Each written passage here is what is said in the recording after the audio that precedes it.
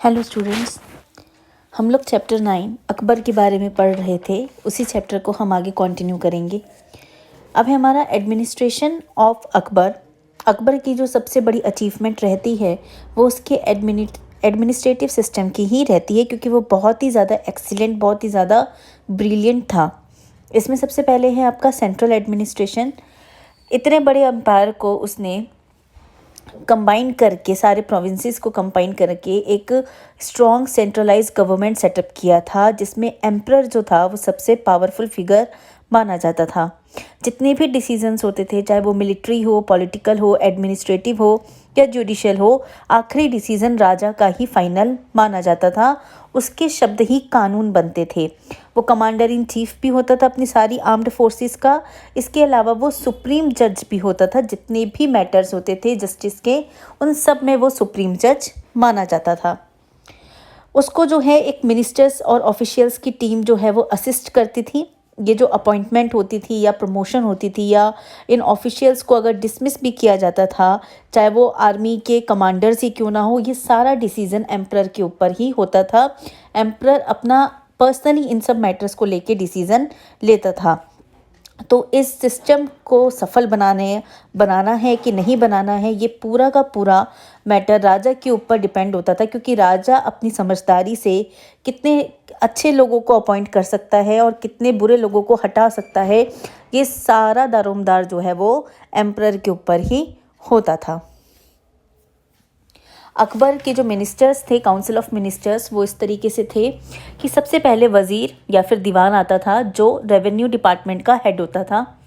उसके बाद मीर बख्शी, जो मिलिट्री डिपार्टमेंट का हेड होता था, और साथ ही साथ जो मनसबदार थे उनका पे मास्टर था।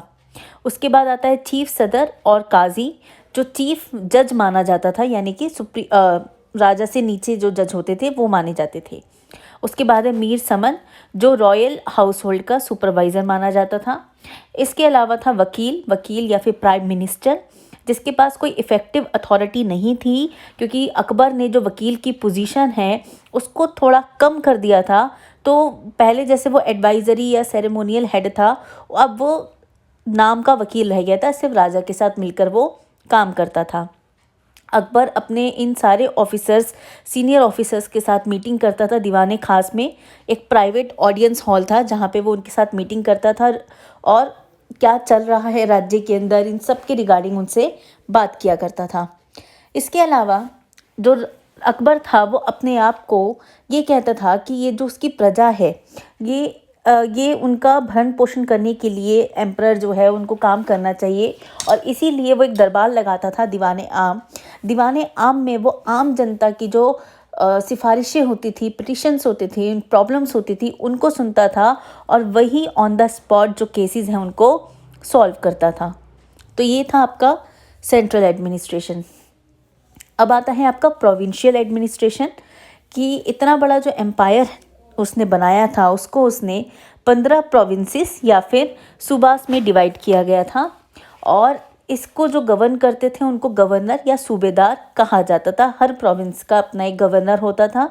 ये जो सूबेदार होते थे ये मिलिट्री और सिविल अफेयर जो है अपने एरिया के देखते थे।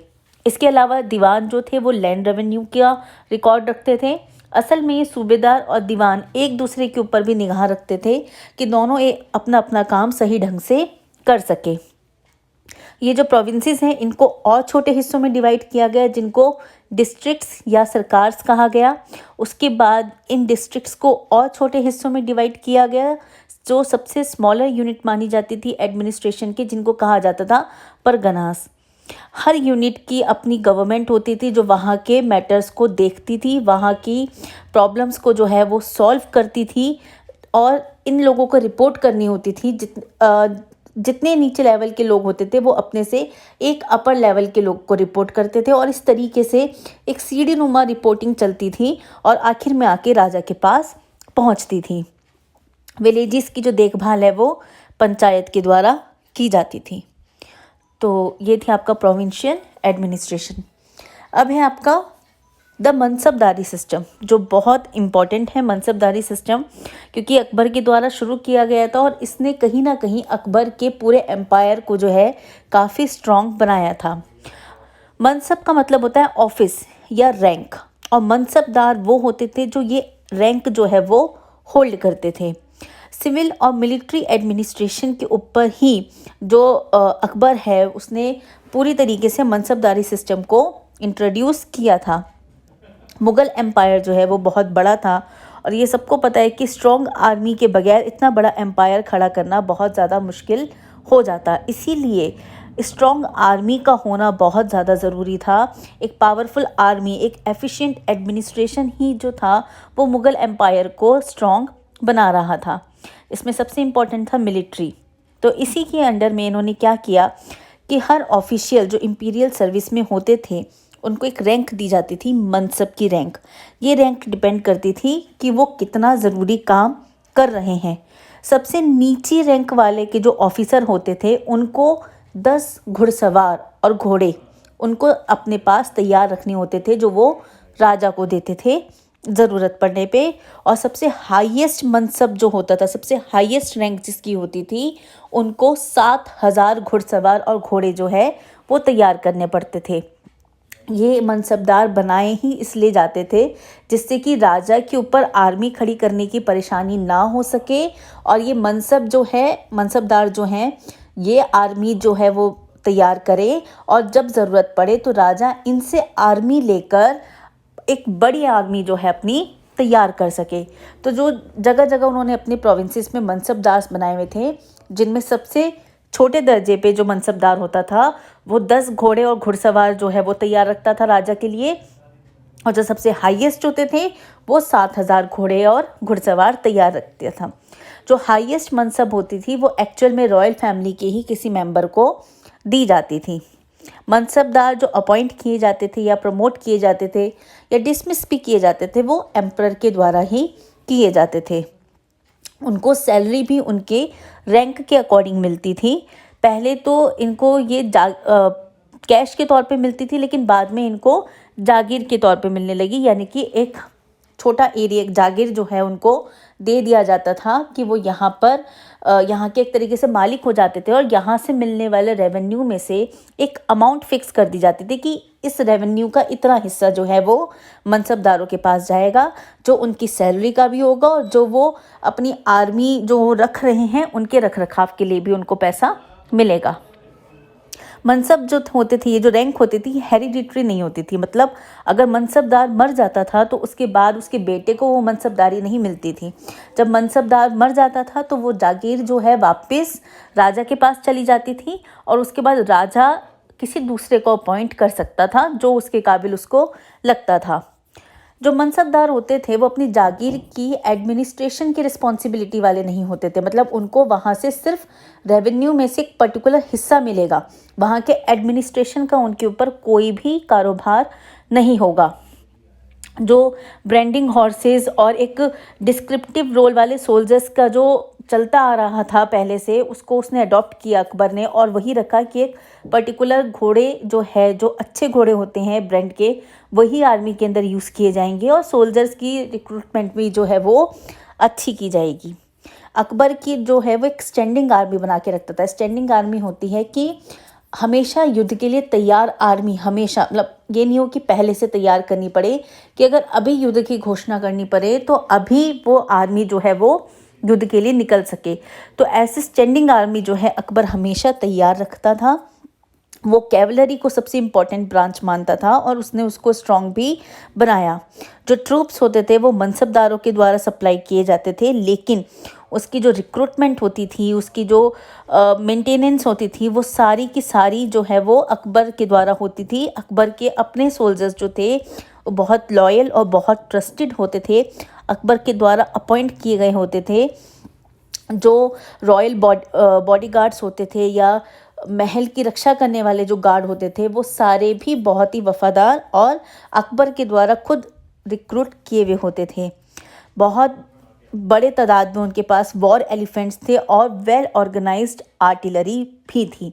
तो इस तरीके से उसने मनसबदार सिस्टम बनाया ही इसीलिए कि उसके पास आर्मी की कमी ना रहे, उसके पास एक बहुत बड़ी आर्मी बन सके, और उसका रख रखाव का खर्चा भी उसके ऊपर ज़्यादा ना हो सके। इसीलिए मनसबदारी सिस्टम जो है वो अकबर के राज्यकाल का सबसे इम्पॉर्टेंट सिस्टम माना जाता है। अब है आपका नेक्स्ट रेवेन्यू सिस्टम। जो ज़मीन थी वो बहुत इम्पॉर्टेंट सोर्स थी रेवेन्यू की, तो अकबर ने जो शेर शाह रेवेन्यू सिस्टम का जो बेसिक स्ट्रक्चर था उसको अडॉप्ट किया और इसके अंदर कुछ इम्पॉर्टेंट रिफॉर्म्स करे टोडरमल की हेल्प से। टोडरमल जो रेवेन्यू मिनिस्टर थे, उन्होंने एक नया लैंड रेवेन्यू सिस्टम बनाया जिसको हम टोडरमल्स बंदोबस्त के नाम से जानते हैं।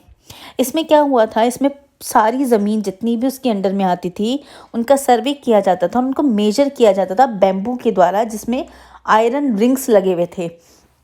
पहले इनको मेजर किया जाता था रस्सी के द्वारा, तो उसमें कई बार प्रॉब्लम्स हो जाती थी, लेकिन अब बैम्बू के द्वारा जिसमें आयरन रिंग्स लगे हुए थे उसके द्वारा ज़मीन मेजर की जाती थी।